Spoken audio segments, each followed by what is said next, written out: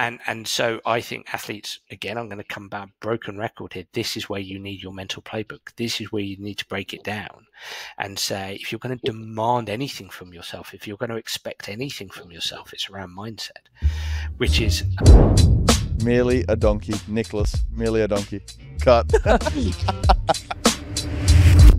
I would say confidence is in part. So confidence is both global and situated. By global, I mean confidence is arguably part of the character trait of conscientiousness, which allegedly has a hereditary link, a genetic link. Okay. But is seen from sort of behaviors around conscientiousness are seen from 2 years old. And part of conscientiousness is confidence. So you could argue that it has a genetic link, confidence, but also confidence is situated, and that we use the term self-efficacy for that. And so situated confidence is influenced by both your hereditary confidence and your learning, your competence. So I would say it's a complicated mixture of both. It depends on what domain or discipline you're talking about within your own life.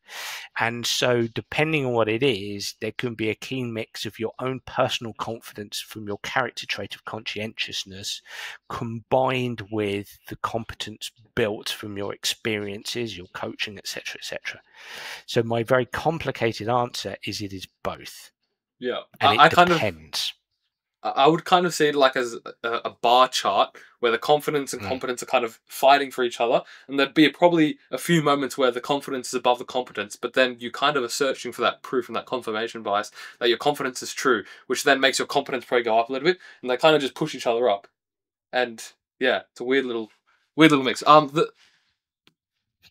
Do you want to finish on? It's a lovely interpretation, which helps you make sense of it. Whether that's accurate or not depends on who's listening in and what they think about what you've just said. That's a great point, Dan. That is a great point. Okay, so the next question that I've got is, and this one's going to make Jack, laugh. Is burnout laziness / a lack of awareness when there are no external things in play? Now, I mean this in the context of, like, when I think about myself, I never, ever felt burnt out. I would say that I felt like feelings at times of being burnt out, but I never, ever labeled it as burnt out. And there was never a moment where I'm like, you know what, I'm going to stop training 3 times a day because I'm burnt out. And I didn't let that state control me. So do you think it is a maybe sign of laziness or a lack of awareness on how to counteract these emotions? It can be a lack of awareness of how to train effectively, how hard to work, if you want to describe it that way. But again, awareness is linked to the character trait of openness to experience, openness to your inner experiences. Some people are blissfully aware of certain characteristics that they hold. So it's absolutely, in my opinion, not laziness, but it can absolutely be linked to a lack of awareness. But a lack of awareness isn't necessarily somebody's fault. It could be part of their makeup. Now, then you're asking, well, can that be upskilled? For very many people, it can be upskilled enormously so. And probably for some people, it can be upskilled a little bit. The question is, there might be some people out there who might really struggle to be aware of their inner world with relation to their outer world. And so subsequently, they are the kind of people who can fall into the trap of burnout. They're burnt out before they realize. And that's the end of that. As you said, external influences are the biggest source of burnout because coaches, parents, etc., etc. But if you are a high conscientious individual and part of that, let's go back to this trait of conscientiousness. It's industriousness. It's ambition. It's want. This is a part of conscientiousness, and so you're engaging in your discipline, your craft every single day. Again, that's a part of who you are. And so, it could be nobody from the outside making you do what you do. It could just be you, and then suddenly this burnout creeps up on you. So absolutely, and that can make a difference to your well-being, your mental health. So again, I don't think you can lay blame for anybody. It's just, can you have that keen combination of conscientiousness from an ambition perspective, but also that sense of awareness to be able to temper that ambition when you need to. From the people who are highly conscientious or ambitious, it brings me back to what you said about participation and almost recognizing why they participate in the first place. I think obviously with ambition, you can get very caught up in probably the other two P's about your performance and etc. But almost remembering your participation piece and what it actually brings you, like separate from kind of the outcome related. Enormously so, and this is where working with young players can be really, really challenging for people like myself. Because, for example, you've got a young player who's ambitious for themselves. I mean, let's take a young 12-year-old who has a child's brain, and so their capacity to self-regulate is often not as good as an adult's, almost always not as good as an adult's.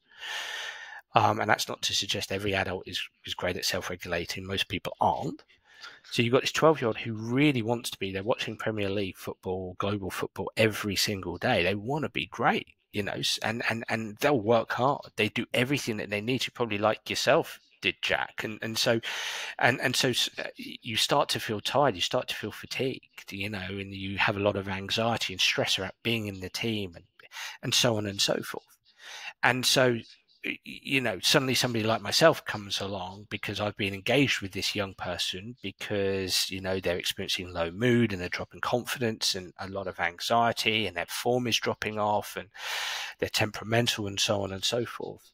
And you could argue a part of the intervention here is actually trying to turn down the volume of conscientiousness around their sport, but they love their sport and they're ambitious and they want to do well. And it can be a web of challenge then, as you can well imagine, and it sounds like it possibly was for you, and it was for me as a golfer growing up. So yeah, and then people like me come along and say, well, we've got, in your own mind, you want to broaden out this young person's identity. It's not just Jack the footballer. It's I want you to be the student, the brother, the son, the friend. Maybe we can look at you playing the guitar, for example, and things, other hobbies. But you're going, yeah, but I want to be a footballer. I want to be a player. And so then we're trying to change your schemas, change your beliefs, change your interpretations. Well, but you can still go for that, but broaden out your identity here. So yeah, it can become quite complex and difficult, and you don't always win the battle. No matter how good you get as a sports psychologist. I mean, other sports sites may say, what are you talking about, Dan? I always help. So, I always help people. But, you don't always succeed, I believe. You don't always succeed. Yeah. Then I've got one other question, and I think that we might have to wrap it up on this one. I'm kind of combining two here. And Jack also has this. This happens to me all the time. Why is this what?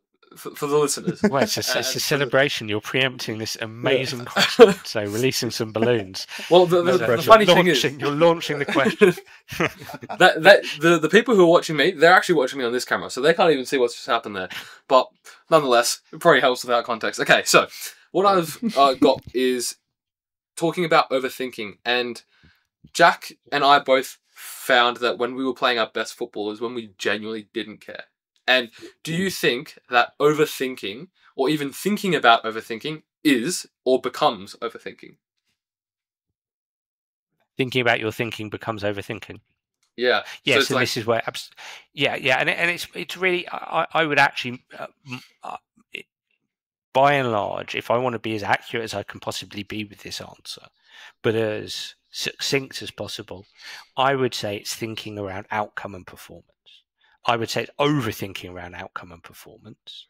And I would say it's unhelpful thinking around performance, especially. So, if you think of a scale of 1 to 10 with performance, I think the overthinking happens around got to perform, got to be a 9 out of 10, got to be 8 out of 10. Got to stay in the team, and all these things, and it's anxiety around performance that tends to lead to low performance a lot of the time, ironically.